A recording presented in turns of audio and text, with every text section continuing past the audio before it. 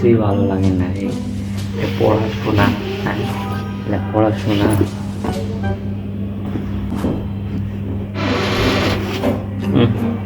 আজ তো আরোই ভালো লাগতেছে না ভাই।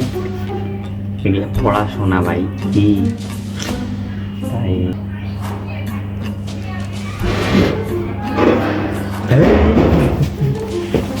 পড়াশোনা করবোই না, করবো না কেবা। মাত্র তিন তিন তিন দিনে সব শেষ। ধৈর্য ধর, ধৈর্য, ধৈর্যের ফল মিষ্টি হয়, মিষ্টি, বুঝছো?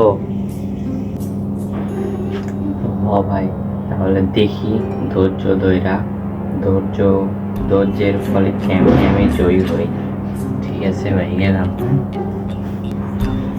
ও ভাই, পাস করে গেছি ভাই রে ভাই, পাস করে গেছি ভাই। তোমাকে ধন্যবাদ এরকম একটা আমাকে মূল্যবান প্রবাদ শোনানোর জন্য ভাইয়া, ধন্যবাদ।